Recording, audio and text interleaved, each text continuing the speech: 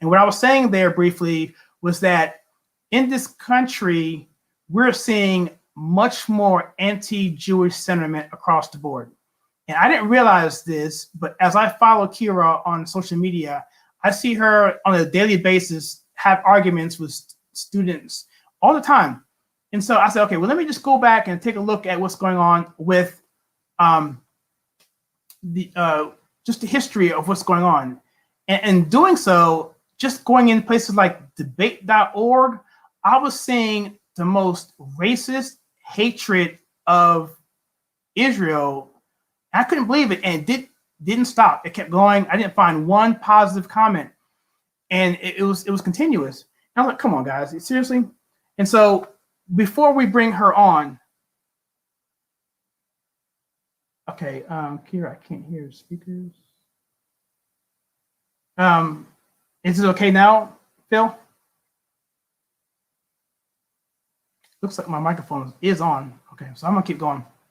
So what I'm gonna do quickly is I brought this little menu up. Sorry, this little map, and I'm gonna talk about this here. This is the state of Israel as we are now. It pretty much hasn't been changed after 1967. We have the Sinai Peninsula to the biggest part, the dark blue. A little further than that, to the coast of the Mediterranean Sea, that's the Gaza Strip. You hear that a lot. And the West Bank further north to the east, that's also very, very contested. And north of that is the Golden Heights. It's a high ground which borders Syria, very important area for the security of Israel. So I'm going to talk about how we got to this map. And when we get to the actual discussion around 11, things hopefully will make sense if you don't know kind of what's going on with just the whole history of it and how it happened. And what I said before while I was being muted was that I knew all along that, yes, historically speaking, biblically speaking, Ishmael, descendants of Muhammad, the Muslim faith, and Abraham, the descendant of the Jewish faith, which later came into the Christian faith. But in reality, what you're finding of the modern problems here, because they've been warring spiritually forever, it's really about land. And it's about who was promised what and who was told what and what perceptions are here and who was being manipulated by whom. And so I'm going to try and keep this as impartial as possible and just lay out the facts of what happened. So when we get into the discussion, things will make a little bit more sense, hopefully for those who don't really know, because I thought I knew, I really didn't.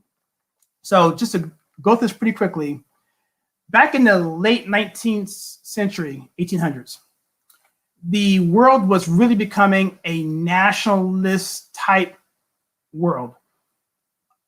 In the Europe area, there was 10 plus countries or nations that wanted to establish themselves as their own nationalist entity. And that's very important to remember because it permeates everything that we're going to talk about.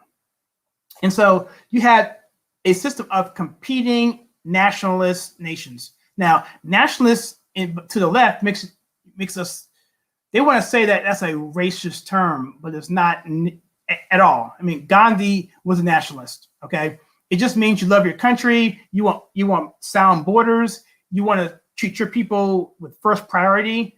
It's common sense, okay? If you're in your house, and you live in your house, you're a houseist. You're a nationalist within your house. You govern your house, you have borders, you have walls, you take care of your family, you feed your family. That's how it works. If you want to export stuff to your neighbor, if they want some sugar, you go give it to them, whatever. That's your option, but it's not your obligation, okay? That's how I see it. Okay, so 1876, the Ottoman Empire was a huge country, and that is where we have the modern nation of Palestine, the physical land of Palestine. And so with that, at that time, according to the census of 1878, 87% were Muslim, 10% were Christian, 3% were Jewish. It was a very multicultural area back then. Religions were actually coexisting together and it seemed to be going okay. In the late 19th century, again, the nationalism fervor was coming. And like I mentioned, those 10 countries that were looking to have their own state. And there was a journalist in Europe, his name was Theodor Herzl, And again, I may be getting this wrong. If I get this wrong, when 11 o'clock, please correct me, or in the chat, please correct me. But he essentially was looking to have European states of Judaism in Europe, but eventually came into the notion that he wanted Israel to have its own state, its own nationalist state. And that became the Zionist movement, which is nothing more than any other country wanting their own national state. And so at that point in 1917, the UK, who basically were in a war with the Ottoman Empire, this is World War I, they wanted to get favor with the Jewish faith, and they put forth what they called the Balfour Declaration, which was essentially a promise to establish a Palestine home for the Jewish people. It's almost a quote there. And so that was their effort to try and get, promise the Jewish people, we're going to get you an establishment in the Palestine area, which is the Ottoman Empire area. The problem was Ottoman Empire hadn't lost the war yet, right? And so they couldn't promise it. But not only that, some of their factions promised Palestine to the French, and they also promised it to themselves. So, and the leader of the Mecca, I forget the president, I forget his name, I think it's Barak, I believe.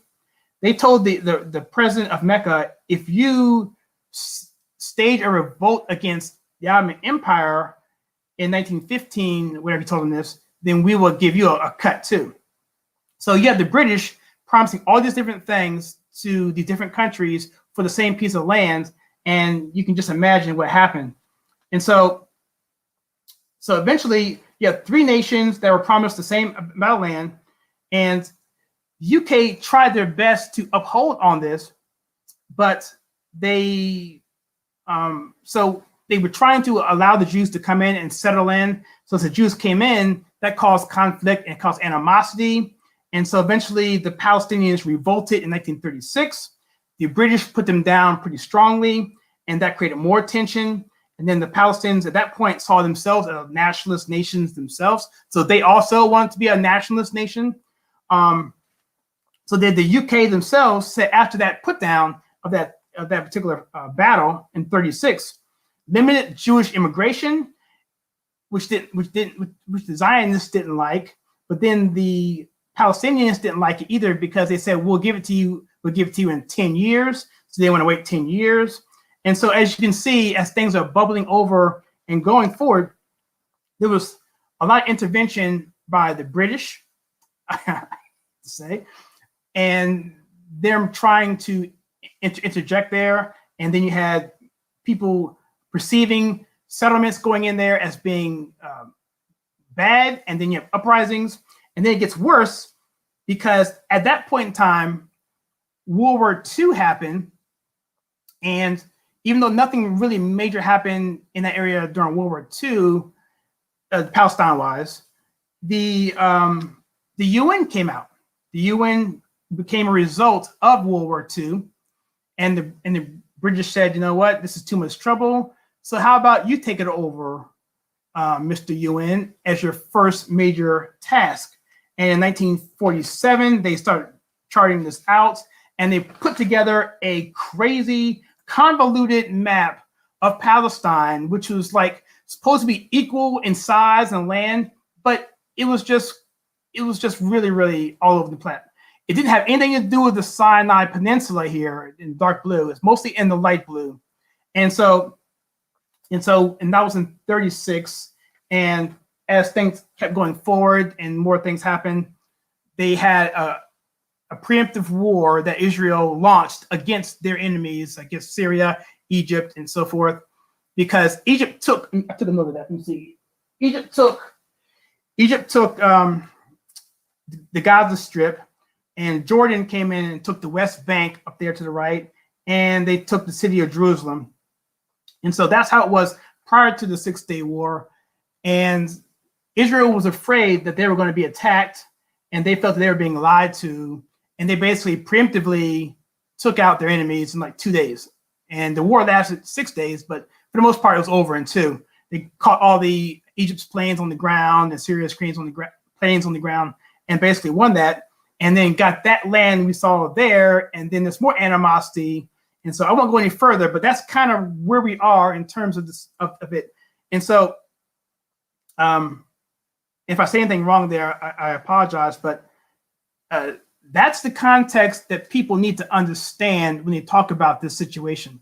They don't know what they're talking about, because we're looking at Israel just wanted a place to live. Palestine felt that they wanted a place to live because after the war was over, they were kicked out. There were 700,000 refugees all over the place that went to different countries. They didn't have a home. So it's a real problem. But then you have people like groups like Hamas that came in and basically split it up, carved it up. You have the Brits that came in and tried to keep them separated by having different areas of Christians and Muslims and Jews. And so it made it even more divisive. So there's a lot of hands in the pot here, a lot of micro proxy wars, so to speak, at least from a political standpoint, that just led a powder keg of indecision, poor leadership, especially in the hands of people like Arafat. So yeah, I'm gonna leave that there because I'm not an expert, but that's kind of where we're at. And let me see if I have anything here that people are talking about. Oh no, you can't join.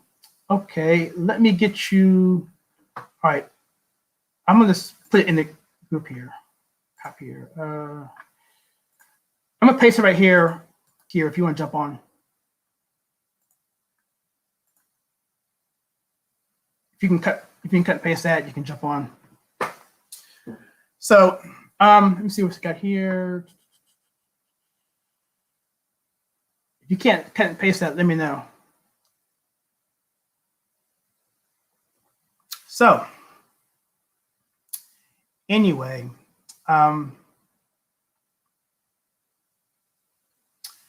so what I'm going to do here is I've been talking for literally an hour and a half now. And most of it was me not being heard, but that's okay. That's all right. Let me see if you can get on. Let me hold on here and see if she can get on. And what I can do, let me talk about this while you got you on here. I'm going to talk about this particular letter that I'm going to read it. Okay, so this is from a person that made a comment. I'm going to just kind of fly through this. All right. He says here, the Democrat Party is primarily groups of four people: the woke, the first generation immigrants, legals, or as immigrants settle and have families, second and third generation tend to shift from liberal to conservative. Teens, young adults, and pretty much anyone who the group in the number one feels can be manipulated easily. We're talking about that a lot. And Black people, African Americans, which make up a huge group. And so he has a good point there. Oh, there she is. She's on. All right. So let me stop this and get her on.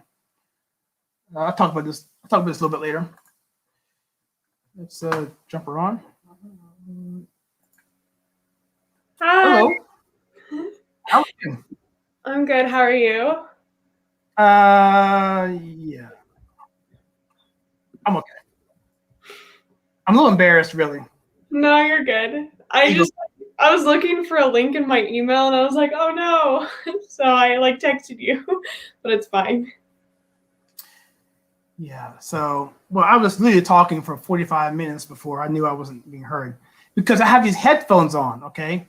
I hear myself in the headphones, and that's a bad thing, even though the button here says muted. So. Yeah, it's all good. So, how are you doing tonight? I am good. Thank you for having me. How are you? I'm doing pretty well. I'm doing better, put it that way. Is your dad out of jail yet? Yes, he's out of jail. Perfect. We should clarify that. Yeah. We're talking Facebook jail. Yeah, he gets in trouble a lot on there. My dad's kind of a blunt person, but we love him. He's iconic. He is. Yeah, we haven't talked to him yet, but I like what he does from a video production standpoint. And so if he gets banned on Facebook, then he's a friend of mine. Yeah. So what did you get to hear what I just said there in that opening intro?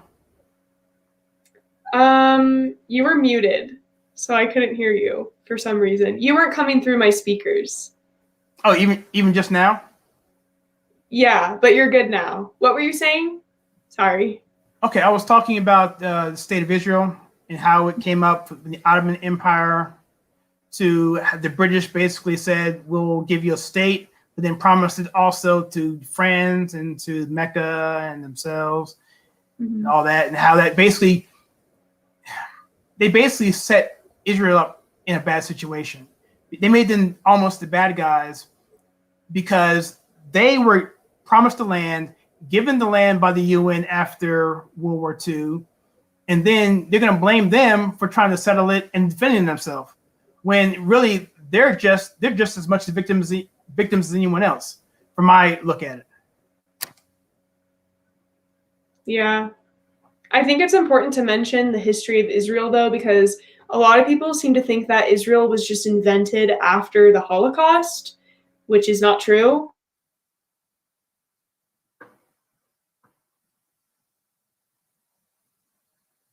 That is true. And in fact, after Israel, I believe, is the only modern nation that was established from an ancient nation to actually reestablish itself after, because you don't see Babylonia anymore, right? But Israel's the only, so it's been around a long time, and there was a movement to make that happen. So is that what you're referring to in general? Yeah, well, it's been around for 4,000 plus years. And so I think it's important to mention the history beyond the Holocaust, because Israel was long there, like in the land, primarily like before the Holocaust. And a lot of people, like my professors in school, teach us that Israel was created after the Holocaust by the United Nations. Right. They were given their independence in 1948, but they've been around longer than that. So I think that's a very ignorant claim for people to make. And I think it's important to actually educate people on the history of Israel and the fact that if you're going to make the statement that Israel was created after the Holocaust, that's a pretty ignorant thing to say, because you're basically just being ignorant to history. They've been there long before. Exactly. In fact, if you could hear me, 1876 was the Ottoman Empire was basically where in Palestine really was, but Jews were there then as well. Yes, absolutely. So I mean, and that's the historical home. So of course they're going to be there. I mean, that's where Jesus. That's what not Jesus, but they don't. You know what I'm saying? But Abraham, Isaac, Jacob, Yeah, and there's this thing that a lot of people say that the Arabs were in Israel first, or they were in Palestine first. And actually, so the Arabs actually left that region in 750 AD. So it was actually the Jews that were there first. And a lot of people hate on Israel because they think it's this white country or this ethno state. But in reality, most of the people that live in Israel aren't white. They're actually more of Middle Eastern descent. And it's also important to mention that Jewish people aren't white, they're Semitic. So explain to me what Semitic means. Semitic, so it's basically like Middle Eastern descent, because that's where Jews first came from. They first came basically from the Middle East. And I could be saying this completely wrong, and this might be incorrect, but that's basically what Semitic means. They're not white, they're Semitic, if that makes sense. Okay. So yeah, because I went to Bible school and I understand going back to Abraham and Isaac and Ishmael and all that, and how God promised and told Ishmael that this would happen here. Abraham is going to happen here. And so from my point of view, I'm always thinking that this was a spiritual thing, but really it's pretty much both, especially when you deal with a lot of the religious groups that want to impose that onto it as well. But it also has to do with geopolitical and land as well. Yeah, and Semitic also basically relates to the fact that it relates to like a family of people who speak languages. So like Hebrew, Arabic, Aramaic, I think you pronounce it, and then certain other ancient languages such as like Phoenician and Akkadian. So Semitic people, Semitic in general, basically means, well, first off, they're not necessarily white, and second off, they speak a completely different language that's unique to their culture. So yeah, that's also what Semitic means. I think when they say white, they're just trying to put a. I'm not trying to say this because I don't think white is a stigma, but in the left's twisted, insane mind, they want to say by calling you white, that's a stigma. Where people in Turkey would be look exactly the same. I mean, they don't call them white. You know, I mean, it's just, to me, it's ridiculous. So Yeah. So, but I don't know if you heard me say this, but when I was out studying this or looking at this, I didn't spend a lot of time on this, but I saw a lot of hatred in the state of Israel. And if you go to like debate.org and look at the comment section, and to your point, they all start out by saying the Brits or the UN created, gave them Israel because of the Holocaust. And when you talk with people, what's their response when you tell them that that's not really the case? What's the pushback on that? They normally call me racist for saying that, because a lot of people do genuinely believe that Israel is a racist country, or it's a country that's identified by like an ethno state. In like one of my classes, a girl was talking about BDS and how she was talking about the wall that separates Gaza, that separates Palestinians and Israelis. And so she basically said that this was dehumanizing. And I asked her, I was like, so why was this wall created? And then I asked her, I made a video of it on Facebook, and I said, you said Palestinians are committing, you said that Israelis are committing genocide against Palestinians. So I'm trying to understand, like, can you give me statistics to like back up that point? I'm not a smart ass, so like I like to ask questions in class and just like ask, because if you're going to say something like that, you need to back up your points with facts. And a lot of the time, people will characterize Israel as a terrorist country. They'll say that it's a police state. They'll say that it's they'll call it a terrorist country. They'll call it an apartheid regime. They'll say that it segregates Arabs and Israelis, when in fact that's not true. Arabs have full 100% voting rights in Israel.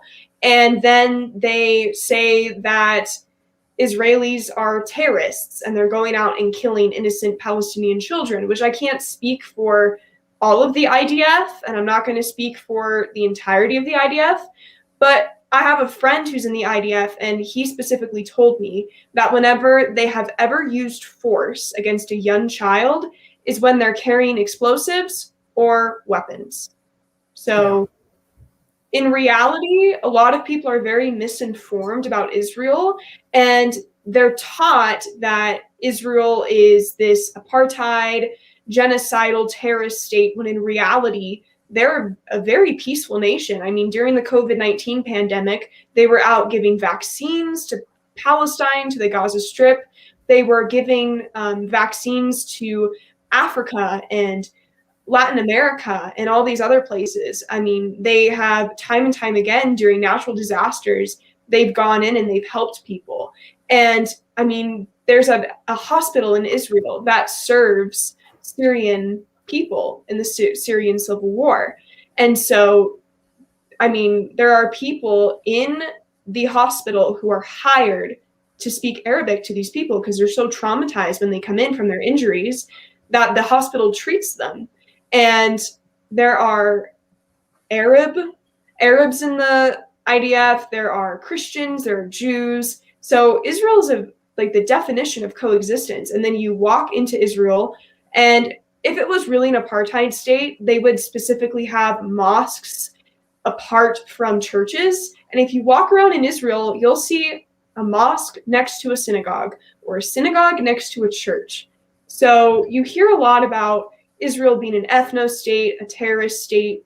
You hear a lot about it being racist, or it's segregating Palestinians and Israelis and things like that. So a lot of the time people react in very angry ways. One time I was also tabling on campus for Christians United for Israel, and a girl from SJP came up to me and got up in my face and almost punched me because I tried explaining to her the actual true history of Israel. And then another SJP student member was targeting my Jewish friends on campus. And I've openly been targeted for my Zionist beliefs. And they came up to my Jewish friend and handed her a piece of paper with Anne Frank on it. And it had a slash through it. And it said, "Free Palestine and boycott Israel." So you get a lot of angry people on campus, especially when it comes to the Palestinian side. And it's really scary to see. Yeah, I definitely want to get into that sentiment, because what's going to happen is, if it goes unchecked, then we're going to have, more reprisals, right? So I think what I've been seeing is three things. One, it's the beginning of, we just talked about 1948. They gave it to them because they felt sorry for them because of the Holocaust and so forth, that they had no right to be there otherwise. But we just give them some land, which is totally bogus. We just talked about that. Because the Brits talked about that way back in World War I time. But anyway, also is the two major incursions that happened when they had to go in, and thousands of people died. Thousands of Palestinians died, and thousands of Israelis died. So it was a situation where they were uprising because they were protesting and not paying taxes and being disagreeable and protesting, and those protests were basically put down. And then that gave the uprising of Hamas, and we know Hamas really did the biggest disservice, in my opinion, because they particularly manipulated all of that, the propaganda in the frameworks, having in the particular documents, we're going to push Israel into the ocean is non-negotiable. I mean, come on, and that to me, it's like, wait, and they build a wall and you get mad at that. Come on. So. Yeah, that wall was actually created to stop terrorist attacks from happening. Because a lot of people don't know this, but the Palestinian Authority pays their own people to go out and dig terror tunnels to come into Israel and kill innocent Israelis. And the Palestinian Authority brainwashes young children and puts them into terror camps where they teach them how to be terrorists, and they indoctrinate them, and they brainwash these young kids who are maybe 6, 5, 13 into being angry towards Israelis and towards killing them. And on TV, you have young Arab girls who are sitting in front of the camera holding out a knife and saying "stab" in Arabic. So Palestine is not necessarily, everyone likes to think of them as being victims, but in reality, the Palestinian government is very different than the people. So many of the people in Palestine want peace with Israel, but it's the Palestinian Authority that wants to keep that from happening. Right. And that's what the frustration was with Arafat, because I was going through that when I was engaged in the Republican Party and just watching this, identifying it. And even with Clinton, when Clinton was actually president at the time. And I mean, he tried. I give him credit, but in '93, I believe that was the first homicide bombing, right? And then from there, the whole game changed, right? And so, how do you respond to that? And that was happening on a weekly basis. We had one summer, we had a cafe would go off, a bus would go off, and it was just horrible. And so then, what the IDF would do, they would do these incursions to go into the area, even surround Arafat's house. I remember that. And then it would calm down, settle down, and they would come to the table. And Arafat would play dumb, whatever. Or, I say either he was powerless or he had the power. Either way, he was ineffective. And it was just this thing going on until that wall went up. And that's really only time we stopped seeing that happening as much. And the come against for Israel is that Palestine says, well, they built the wall outside of their framework. They built it into our territory, and they put their people behind those walls where those settlements were. Well, yeah, duh. And number one, Israel's like, look, that's not your land anyway. You're not a national state. This land was ours. And so there's that. Each side's got a narrative that I would dare say that Palestine government doesn't recognize the Israeli narrative or right to exist. And until you get that, there's really no talking to me. Yeah, and the Palestinian government is incredibly corrupt. So the president right now is supposed to be serving a 4-year term in office, and his 4-year term has actually turned into 14 years. So his job as president is even more corrupt, and he's literally teaching and brainwashing people to believe that Israel is the enemy, when in reality, Israel's the one who's negotiated peace time and time again with the Palestinians. It's the Palestinians that have rejected peace against the Israelis. They don't want peace. Instead, they want to blow Israel off the map. And I think it's also a religious argument too, because a lot of people, Arabs think they were in Israel first. Jews think they were in Israel first. Which the Jews were in Israel first, because like I said before, the Muslims left basically in 750 AD. But it's a really big argument. It's a religious argument. It's a social argument. It's an economic argument. It's a political argument. And it's honestly something that's never going to change unless Palestine actually sits down and has peace. And they need to, in my opinion, for anything to really happen, they need to get this dictator out of office and not have him serve 14 years anymore. He needs to get out. They need to elect someone else, and more diplomats, in general, Israeli diplomats and Palestinian diplomats do not want to talk to each other. It's really interesting because I watched a video from Middle Ground about the Israeli-Palestinian conflict, and the people feel more comfortable actually talking about the conflict than actual government officials. So, and the people they're not serving in the government. So it's honestly on both sides. Both sides don't want to talk to each other, and they need to. And until, government officials in Israel and Palestine get their act together, then, nothing's going to change. And both government officials need to talk to each other. And Palestine needs to, they need to want peace. It can't just be Israel time and time again that's issuing peace statements to them and peace negotiations, and then Palestine's the one that always rejects it. So Palestine needs to get in there and say, we want peace, and they need to listen to their people who want peace and actually, turn that into action.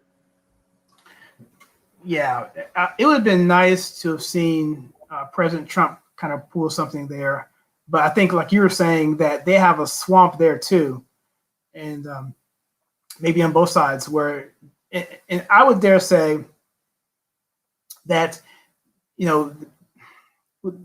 obviously the Palestinians have a lot of pressure on them from the leadership to toe the line, to, take the hard line, because, I guess the PLO, right? And then you have Hamas. Which I know they're different, but what's this distinction? So the PLO basically is the government in Palestine. Okay. So they're basically in charge of putting young children into terrorist camps, and they indoctrinate these children in early ages, even in Palestinian cartoons. I mean, I watched a very scary ad of a Palestinian dressed up in a costume with his face covered, holding a knife and saying, we need to kill Israelis. And then you have, Hamas, which is the terrorist organization. So both of them, so the PLO basically organizes people to become terrorists, and then Hamas is the terrorist group. And then you also have Hezbollah too. But Hamas is I'm not sure if they're in Gaza, because when I was watching the Middle Ground episode, they were saying that they're so far away from any Palestinian territory that it's hard to tell. And then you read the news and you see that, Hamas is in Gaza. So I'm not sure if they're occupying Gaza or what's up with that, but it's a very complicated thing. So, yeah. Yeah, let me bring up a map here. So Gaza is that strip right there, which I don't know the significance to that other than the access to the waterway, which is a big point that negotiating is the waterway access. But I believe these things in the blue, the Gaza Strip, the West Bank, and I think the Golan Heights as well, were given to the Palestinians initially prior to 67. And the UN did that. They drew these lines that were just totally insane.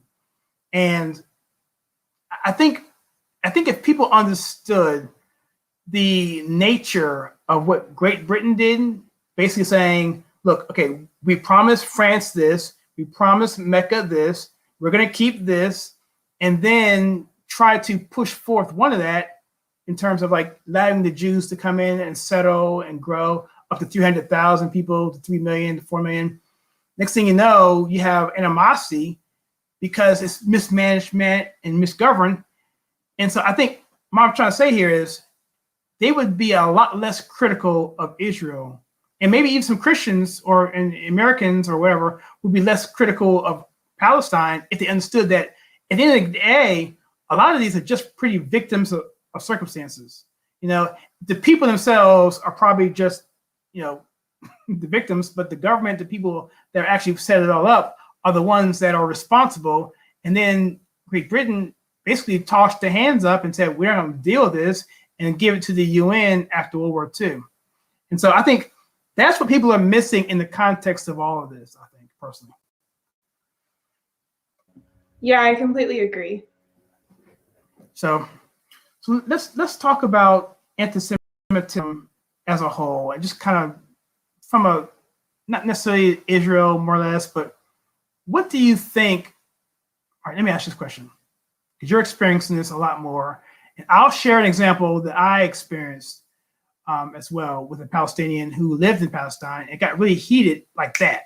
I mean, it's like incredible. We were really good. We were good friends, and then we started talking, and then it got like that. So my question to you is, what do you think, and if there is a disdain for the Jewish people, where does that come from? I think it comes from a lack of understanding and a lack of education. So a lot of people don't genuinely know a lot about Jewish culture or Jewish heritage. And so human beings naturally have this instinct to be afraid and to hate those that they don't understand. And so throughout history, Jews have been blamed for everything. They were blamed during the plague. They were blamed for spreading COVID-19. They have been blamed for running the world. They have been blamed. They've been literally cast out of every nation you can think of, because people were scared of them, and they didn't understand them, and they didn't want to take the time to understand them. So I think this comes from a lack of education and a lack of wanting to understand.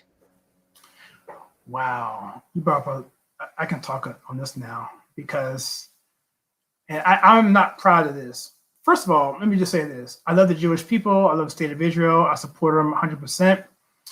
But when I was in college, okay, coming out of 7 years of Christian high school, understanding the Bible, all Old Testament, I knew it fairly well. Getting into college and being indoctrinated with that culture of people who pretty much hated the Jews, okay? And they blamed the Jews for slavery. They blamed the Jews for indoctrinating the Superman, Nietzsche, which I don't get because he was German, personification of white supremacy, Hollywood, Metro Golden Mayor, accounting, anything that had anything to do with power, whiteness, or privilege was always blamed on the Jews, and particularly regarding the Nation of Islam, which I was never a part of, but I associated with because I was in that circle of Black nationalism and all that stuff, all those, And so what's really interesting is, that hatred is really there. And there was a person by the name of Khalid Muhammad. He's not alive anymore. He died a few years back. But he was the national minister for Louis Farrakhan for the Nation of Islam. And he spoke at Crampton Auditorium in Howard University. And I actually went there to Howard University, and he rattled off one of the most racist speeches for anti-Jewish you ever want to hear. And it was incredible. And I was like, and the crowd was cheering. It was a hostile, bitter environment. And this is like in 92, okay? Just give you an idea. And so I really don't have a question here, but I'm telling you that this seated hatred is definitely there and it's embedded. And I guess my question to you is, what do you think we can start to do to start changing some of that thought process, besides shifting it over to white people in America? I mean, it's not shifting the blame, but is there a more practical way that we can maybe help to resolve some of this tension? I think just spreading awareness about it and speaking up against it. I have a lot of Jewish friends who feel very unsafe addressing certain things. So when I was in a sorority, I was constantly targeted and bullied. And because of my support for Israel and because of my Zionist views, a girl in my sorority started going around the house and calling me anti-Semitic slurs. And she had no idea I was Jewish, and I could have been Jewish. And no one in the sorority did anything. And at the time, the president of the sorority was Jewish. So they didn't do anything about it. So one time I was on the phone with this girl and I tried clearing things up and I said, hey, let's put politics aside and be friends. And her parents, I found out were Palestinian activists. They went on the phone and they told me, they're like, I don't know if you're Jewish, but if you are Jewish, I hope your entire family died during the Holocaust. That's what they said. And I genuinely believe that more awareness needs to be spread. And the Jewish sorority president did nothing to stop this. Wow. I was having my life being threatened, and she didn't care. She didn't I mean, I think she cared, but I don't think she really wanted to do anything. And I don't think she wanted to start conflict. And more awareness needs to be spread about this. I've seen disgusting things being waged against my Jewish friends, and it's disgusting. So I think more people need to spread awareness. More people need to stand up. And it's anti-Semitism is hatred. It's full-on hatred. And people need to stop supporting groups such as Student Justice for Palestine. And anti-Semitism is pure hatred, and it's really prevalent in this so-called Free Palestine movement. It's very prevalent in this so-called boycott, divest, and sanctions movement, when in reality, boycotting and abolishing and stopping Israeli products and companies and imports to be put into our country is awful. And I think more college campuses as well need to start adopting the KYRA definition of anti-Semitism as well. And I think more awareness needs to be spread about this, and people need to stop letting this happen. I mean, I've been in so many of my classes where my professors just tout off this anti-Semitic hatred and bigotry, and no one does anything about it. No one speaks up about it. And one of my biggest mentors in life was Irving Roth. He was a Holocaust survivor who recently passed away. And the biggest thing that he's always said in his speeches was that it was the silence of too many people that allowed something like the Holocaust to happen. And we need to make sure that something like the Holocaust never happens again.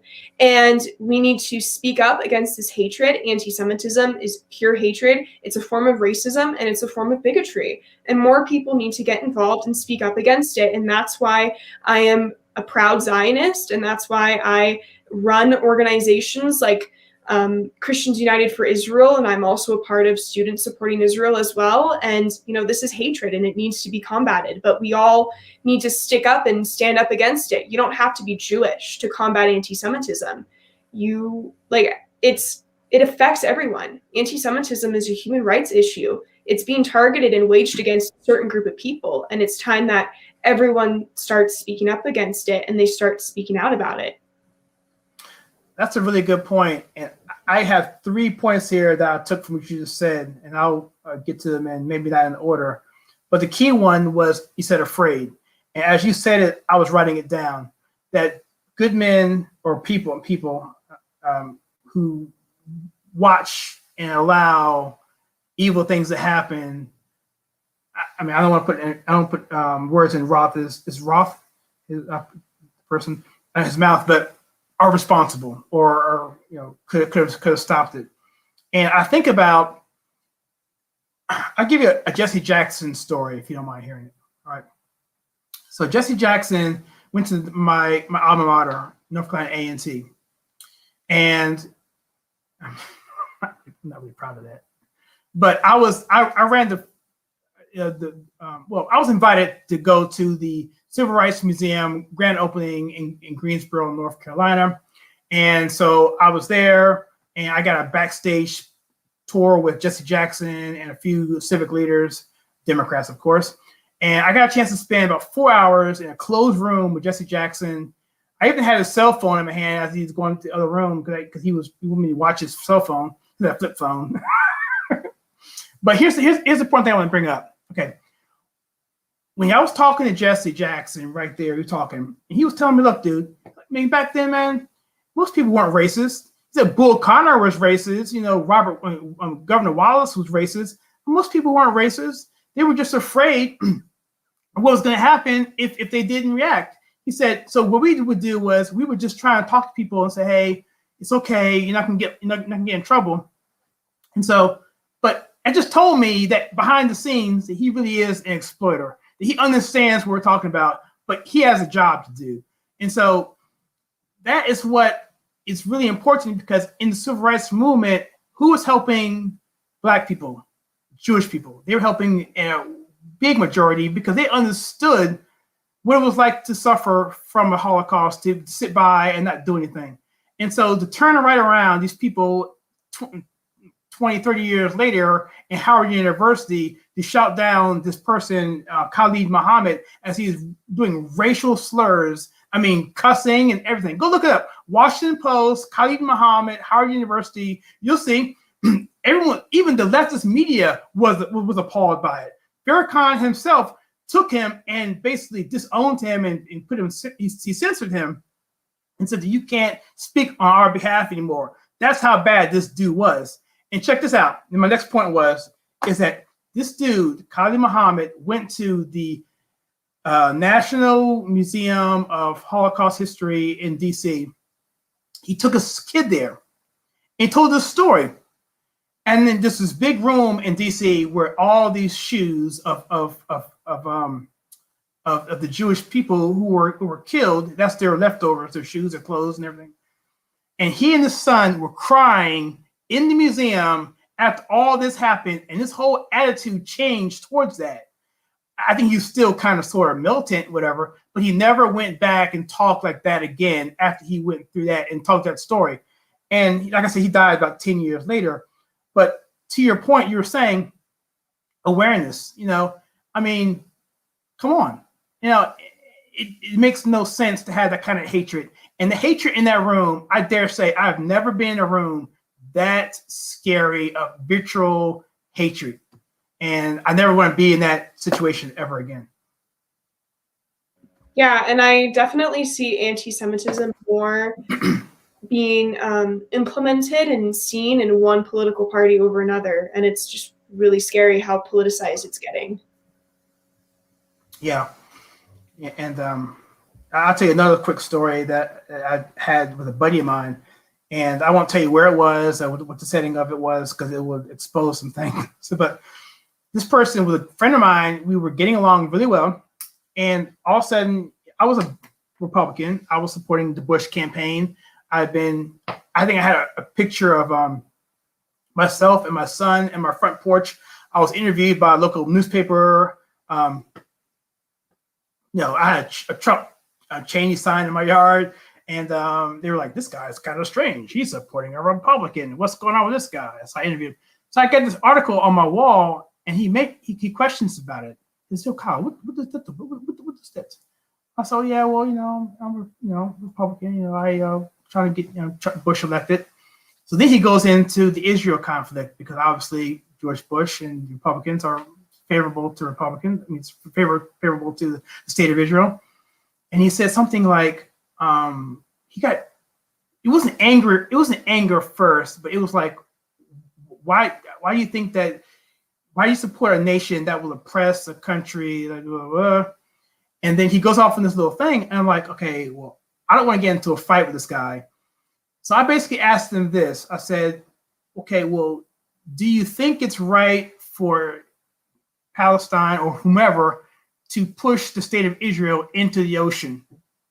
Because that's what you guys are, I'm not sure what the PLO or the Hamas, whatever their position is, but that's the official position, that we want the end of the state of Israel. So where do you expect them to go with that? And he didn't answer me, but we didn't talk very much after that anymore.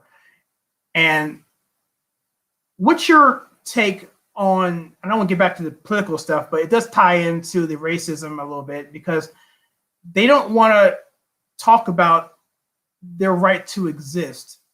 So from your standpoint, when you talk to people, what is their response when you say their right to exist and the other side saying they don't want them to exist? Where's their typical leftist stance on that? So the typical leftist stance is they believe that Israel should not have a right to exist. And I personally believe that if you don't believe that Israel should have a right to exist, you're no friend to Israel, and you're no friend to the Jewish people or the Christian people. In the Bible, there's a scripture and there's a saying in the Bible that says, "Bless Israel and you will be blessed. Curse Israel and speak ill about Israel, you will be cursed." And so as a devout Christian, I believe that it's my obligation to speak up for Israel. Israel has a right to exist. And it absolutely, it's also weird to me, because the typical leftist point of view that I hear on my campus especially is that Israel is oppressing the Palestinian people, and they don't think it has a right to exist. But then I ask them questions when I'm tabling, and I ask them, okay, so what about Italy? What about Afghanistan? Do you have a problem with them existing? What about Egypt? Egypt segregates against its Coptic Christian population in Egypt and commits terror acts against them on a daily basis that you don't hear about in the news, but you heard about it over Easter a few years ago. And they don't have a problem with that, but they have a problem with Israel existing. And they have a problem with Israel using self-defense, because they believe that Israel is oppressive or oppressing the Palestinian people, or that they genuinely just believe that Israel is oppressive to the world. And that's anti-Semitic. You can criticize Israel as much as you want, but as soon as you deny their right to exist, then you're no friend to the Jewish people, you're no friend to Christians, and you're no friend to anybody. That's anti-Semitism right there. That's anti-Zionist. That's anti-Zionism as well. And I hear that all the time on my college campus, and it's just awful to even have to listen to. Is there a group on your campus that's really like you, that's well, obviously there is, but what's the size? Is there a growing movement? Are people, as they learn more, joining this anti-Jewish movement? Is there any promise there? One of my professors is affiliated with the Black Hebrew Israelites, which have a history of anti-Semitism and Holocaust denial.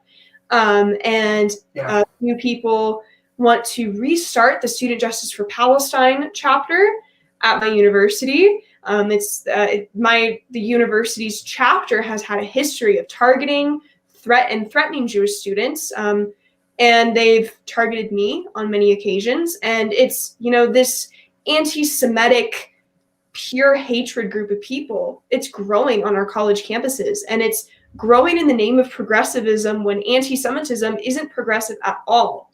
It's pure hatred and bigotry. And many students hear one point of view on campus, and they think that they need to stand up for Palestine because they think it's this underdog thing. Right. So yes, the Palestine movement is really growing on our college campuses, and the BDS movement is growing on our college campuses. And you have my university actually tried hosting an apartheid week, and I spoke out about it and I protested it. My university also tried, I also caught my university selling copies of Mein Kampf in the university bookstore, and I had to protest it. And I wouldn't leave the bookstore until university bookstore officials took these copies off the shelves. So these anti-Semitic organizations are growing on our college campuses. And for a group of people that claim they want to fight against equality and racism, they're doing a pretty bad job at it, because I feel like Jews just aren't on the totem pole of intersectionality for leftists to care. And even during all these Black Lives Matter riots, some Black Lives Matter protesters were spray painting disgusting anti-Semitic things and swastikas all over synagogues in the country. So this anti-Semitic movement is really growing on our college campuses and across the country and around the world. And it's up to people like me to try and put a stop to it. So how's that going in terms with your group there? It's been hard. I have previously been targeted for my beliefs. A few students started a hate group chat about me. And yes, let's talk about that. Yeah, so I was on my phone one day, I was scrolling through Instagram, and these anti-racist pages at my university started posting that we need to start targeting Zionist students on campus. And I tried reporting this post to Instagram. This post ended up being taken down, but it's gotten so bad to the point where I was looking at my phone one day and I saw I was added to this group chat. So I looked to know any of these people, and I clicked on a girl's picture and I recognized her. And this girl came up to me while I was tabling for Christians United for Israel one day. She came up to me and she started screaming at me. She got this close to my face and she told me that I was a terrorist. She called me a white supremacist. She told me that hatred and bigotry is not wanted on our campus. And she started targeting me for my Zionist beliefs on campus. And she threatened me. And so now whenever I table on campus, I have to have campus security with me. And, these group of people in this group chat, they were targeting me. They were sending nasty messages about me. One message in particular said, "She's a Zionist. She must die." Like, these are Zionists, dead Zionists. That's what they said. And then what the hell? They were threatening to attack me on campus. They were plotting to beat me up if I return back to in-person classes in the fall in hybrid mode. They were planning and trying to find ways to find me on campus next semester and beat me up. And so I don't feel safe on campus anymore. And I'm honestly probably going to take a semester off. That's terrible. I'm sorry for that happening to you. What is hybrid mode? What is that?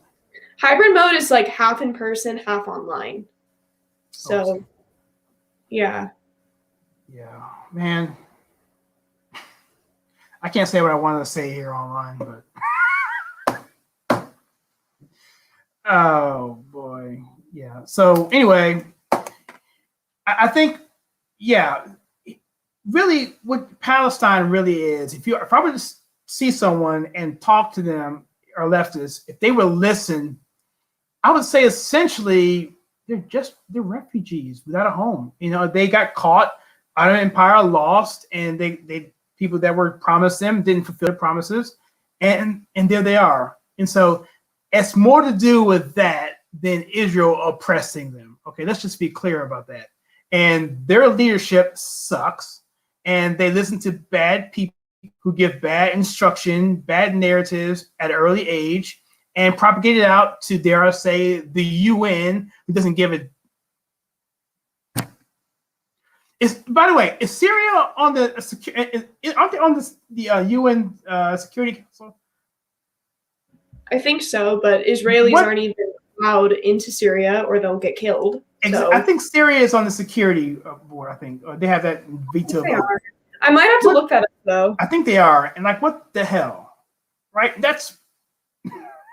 I mean, the more I think about this, the more hypocrisy I get. And it's like utterly ridiculous. Israel wants to live their lives. They have the right to defend themselves. They have enemies all around them. They were preemptively attacked in 67, almost at least. They preemptively prevented an attack. And then the Yom Kippur War, they almost were overrun. And so they're constantly defending themselves. They got Iran. They have got to do stuff with centrifuges to protect them from nuclear attack in the future. And so they're just trying to exist. And what I see is a country that went to an area that was a desert and turned it into one of the most prosperous ecosystems in the world, exporting all kinds of cool stuff, vegetables, fruits, vegetables, I mean, everything. Just turned into an oasis. And to me, and this may be bad for me to say, but I think Israel is kind of, it may be a little bit of an embarrassment to the rest of the Middle East, quite frankly, because they're an oasis around areas that don't have anything that Israel has. And they've only been there for what, 60 years, 70 years? And they've done it so much, become a world power, economically, socially, scientific, science. And I think that plays into it too. And they become a scapegoat. And again, the hatred and leftists are just and deep down, I think they have bad ideas that are evil. So yeah, and it's really shocking to me that no presidential candidates in the 2020 election in the Democratic Party went to AIPAC. I think that's shocking. Yeah, and then you had some people, even on the right, I hate to say this, but some people, I won't say, will get on Israel about the liberty, the attack on the liberty, and they'll say that Israel is a sore and defense, and they don't do anything for us politically and militarily. And I totally reject those notions, because when I researched the Liberty incident, it's not what they wanted to make it out to be. So, and that's just one instance, So they're the only democracy over there that we can really rely on when it comes down to it. And so they've given us defense. They've given us the Iron Shield. I think they've given us some of that as well. And we support them as well. So I don't know. That argument to me goes out the window, even on the people on the right that come against Israel. Yeah, I completely agree. I hear that argument all the time by people a part of the alt-right. And it's just an annoying argument to hear. And then I tell them more about that, and then they don't even want to listen. So it's like, I can't tell if they're trolling or if they're actually, genuinely that hateful. Well, we got a few minutes left. Do you have any information on the Liberty? I don't know much about it. I researched it a few years ago, but do you have any more to shed on it? I don't really know a lot about it. I just know it's brought up a lot in the right. And I know that on the left, the intifadas are brought up a lot too. There are a lot of people on the left, like AOC, Ilhan Omar, Rashida Tlaib, who just hate Israel and don't want it to exist. And then you have AOC, who claims she hates Israel and supports Palestine, but she can't even locate it on a map. So there's that. And then you have Ilhan Omar, who openly tweets anti-Semitic slurs about AIPAC. And then she also says things like, Israel has hypnotized the world. May Allah awaken the people and help them see the evil doings of Israel. Hashtag Gaza, hashtag Palestine, hashtag Israel. And she said this anti-Semitic slur on Twitter, and nothing happened to her. And many people genuinely believe that she's just being critical. But no, she's not just being critical. She's being hateful and she's being evil, and she's denying Israel's right to exist. And I honestly feel really bad for people living in Minnesota, because that woman is just pure evil. And I honestly think that I'd probably be her biggest nightmare if I met her in person. So, so if you live in Minnesota and you're watching this right now, I am so sorry for you. I know. I mean, wow. Wow. Yeah, I think Trump won Minnesota. Really? No, he came close. Yeah. I think he came close. I don't know a lot about Minnesota, I'm going to be honest. Well, I mean, obviously he didn't win it in electoral college, but I'm saying just in terms of what we're finding out with the elections and stuff, I'm trying to keep from being demonetized. But yeah.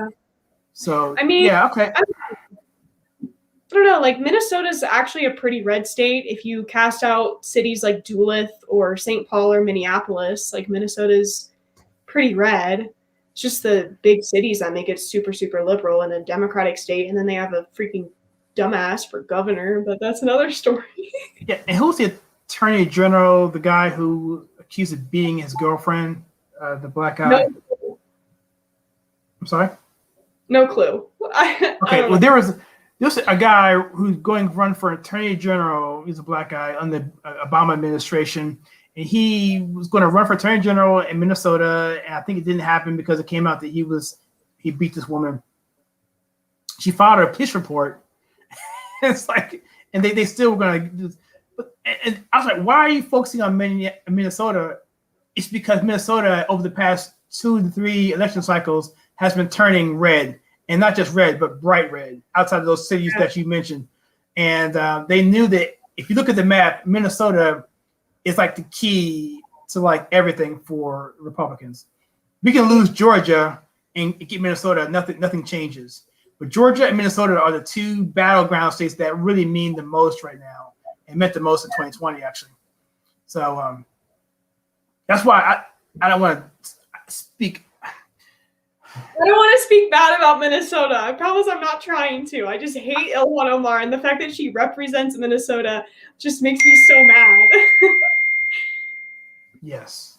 I'll leave it there because I was about to get myself into trouble. I'll tell you when the camera goes off. But yeah, that's pretty much what I had to talk about. I think we covered most of the anti-Semitism in this country and around the world. And I think it just comes back to everything else, just like everything, critical race theory, anything else with, social justice warriors, wherever they have these false narratives. They don't think for themselves. They go off on emotion. And like you said, that friend of yours that got in your face, her parents were actually activists. So guess where she gets her information from? So, and they get them young. We're not friends. Don't worry about it. I'm not friends with hateful people who deny Israel's right to exist. So we're not friends. Just want to make that clear. Like, I'm friends with people who disagree with me, but people that radical can stay the hell away from me. Yeah, that's a good idea. Okay. All right, well, cool. Well, thank you for coming on and doing this. We talked about this a little bit.